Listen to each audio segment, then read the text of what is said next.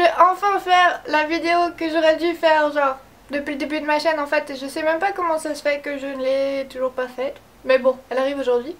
Cette vidéo c'est sur comment apprendre le japonais quand on sait pas par quoi commencer. J'aurais dû le faire beaucoup plus tôt en fait parce que je me rends compte après avoir préparé cette vidéo et un peu avoir réfléchi que finalement c'est peut-être ce qu'il y a de plus difficile dans le fait d'apprendre une langue, c'est de commencer, ou plutôt de savoir quelle partie sur laquelle se concentrer dès le départ, quelle partie on peut éventuellement un peu attendre avant de s'attaquer à. Du coup je vais vous expliquer ce que je pense être la meilleure méthode.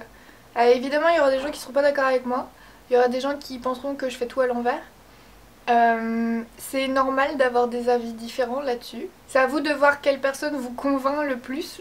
C'est complètement un choix personnel. Alors moi je fais partie des gens qui ne supportent pas les romaji. Les romaji c'est le fait d'écrire du japonais avec l'alphabet romain, donc avec A, B, C, D, E, F. Je trouve que ça ressemble à rien.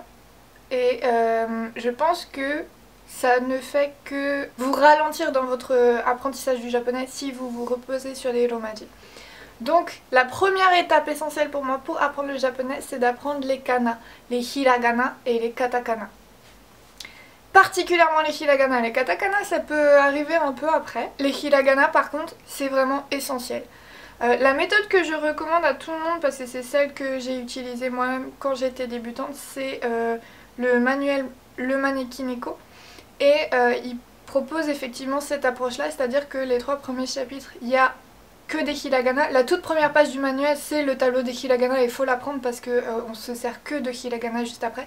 Et les 3 premiers chapitres, il n'y a pas de katakana dedans. Et donc les mots qui devraient normalement être écrits en katakana, ils sont écrits avec des hiragana avec des points au-dessus. Comme ça on sait que dans les prochains chapitres ça va changer d'écriture. Et je pense que c'est une très bonne approche.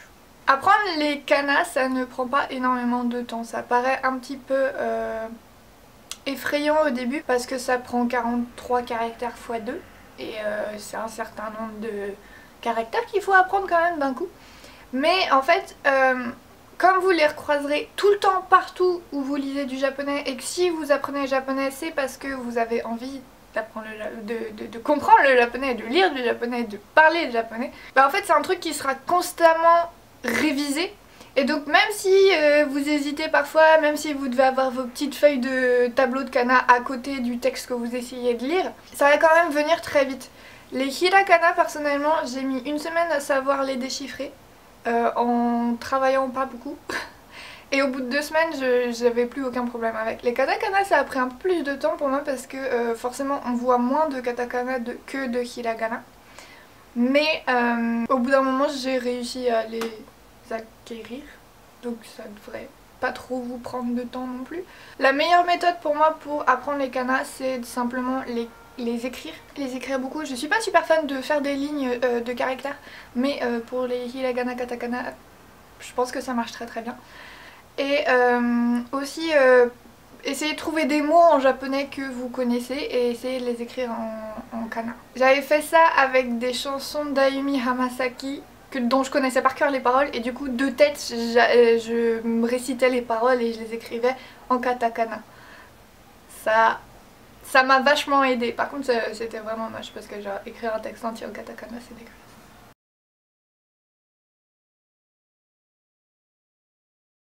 Une fois qu'on maîtrise les kana, je pense pas qu'il soit urgent de s'attaquer à apprendre à écrire les kanji.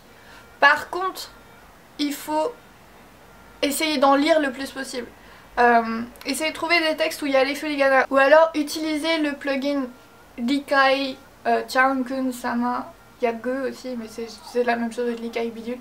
Que vous pouvez installer sur Firefox et sur Chrome. Et en fait ce que ce plugin permet c'est que quand vous passez la souris sur un mot en japonais il va vous donner la lecture du mot et sa traduction aussi. Le plus important avec les kanji si vous n'allez pas à l'école au Japon ou si vous écrivez pas énormément à la main en japonais c'est de savoir les lire et pas de savoir les écrire. Parce que si vous connaissez la lecture, quand vous tapez sur l'ordinateur ou avec votre téléphone il va vous proposer le bon kanji pour. Du coup vous n'aurez pas besoin de vous emmerder tout de suite à savoir les écrire vraiment bien. En termes de savoir quelle grammaire, quel vocabulaire apprendre au départ, il vous faut une grammaire de base. Donc l'idéal c'est d'avoir un manuel Le Manekineko est bien du coup pour ça. Les explications sont très bien. J'ai fait une vidéo entière qui explique tout ce qu'il y a dans le bouquin si jamais ça vous intéresse. Elle date un peu mais... J'ai entendu dire du bien de la méthode Banzai aussi et j'ai eu l'occasion de feuilleter le bouquin et c'est vrai que ça a l'air pas mal. Il y a aussi les trucs genre Nekonote. Beaucoup de gens utilisent le Mina no Nihongo que personnellement je ne recommande pas du tout aux autodidactes. Donc si vous n'avez pas de cours de japonais et qu'il n'y a personne qui vous demande d'avoir le Mina no Nihongo, je pense que c'est pas une bonne idée de l'utiliser tout seul. Il y a aussi des cours sur internet, il y a des cours sur des chaînes YouTube genre celle de Julien Fontanier dont je parle assez souvent. Il y a quand même beaucoup de ressources pour apprendre les bases de la grammaire en japonais. Je mettrai des liens dans la description de la vidéo juste en dessous là. Ce qui pêche le plus quand on démarre du coup c'est notre vocabulaire. Parce que avant de commencer à apprendre le japonais on se dit ah oui mais quand je regarde des dramas il y a des mots que je connais et tout et puis genre dans les chansons des fois je reconnais des mots machin. Et on a l'impression que notre vocabulaire est pas si catastrophique que ça. Mais en fait si, il est catastrophique. Du coup, je pense que c'est ça le truc sur lequel il faut le plus se concentrer quand on démarre. C'est pas la grammaire, c'est pas les kanji, c'est le vocabulaire. Parce que c'est le vocabulaire qui va vous permettre de pouvoir parler de ce qui vous intéresse, de pouvoir chercher des trucs sur ce qui vous intéresse aussi parce que vous commencerez à pouvoir googler des trucs sur les sites japonais. Du coup, le plus important, c'est de commencer à apprendre à dire des choses à propos des sujets qui vous intéressent. Par exemple, si vous êtes super fan des RPG japonais, commencez à chercher les mots genre armure, arme, chevalier, magicien, qu'est-ce qu'il pourrait y avoir, carte. Le champ lexical qu'il y a dans les RPG japonais que vous aimez. Si vous avez l'occasion d'ailleurs de jouer à des jeux vidéo en japonais, c'est hyper cool. Ça demande vraiment des gros efforts au début parce que du coup vous allez devoir chercher dans le dico tous les mots. Mais sur le long terme ça va vraiment payer parce que comme c'est un truc avec lequel vous êtes vraiment passionné, vous allez y jouer pendant des longues périodes de temps et voir beaucoup plus de japonais que quelqu'un qui ne joue pas aux jeux vidéo en japonais par exemple.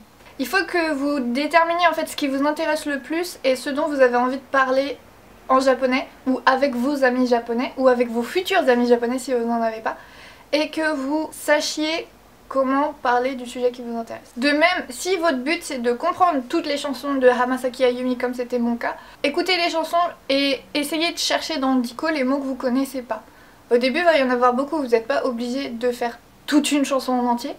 Il y aura aussi beaucoup de formes de grammaire que vous connaissez pas, mais petit à petit, à force de faire des recherches et surtout, vu que c'est des chansons que vous écoutez souvent, vous allez constamment entendre les trucs que vous allez chercher et du coup vous allez vous en souvenir.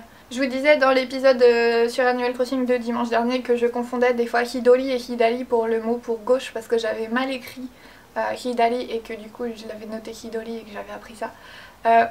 La chose qui m'a aidé à corriger cette erreur c'est la chanson Unite de Ayumi Hamasaki parce que elle dit Hidarite et Migite et comme c'est une chanson que j'adore je l'écoute tout le temps et du coup à chaque fois que j'hésite je me souviens de cette chanson et c'est bon, ça revient, c'est pas Hidori, c'est Hidari.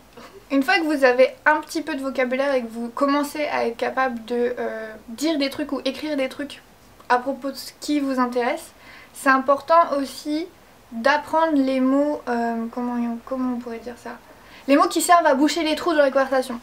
Du genre ano, eto, nandake, ce genre de choses. Ano et eto c'est simplement utilisé comme on pourrait dire ou c'était et nandake quand vous rajoutez le ke à la fin d'une phrase comme ça c'est genre ah c'était quoi déjà j'ai oublié, je l'ai sur le bout de la langue, ce genre de choses. Donc vous pouvez dire nandake ou nandatake.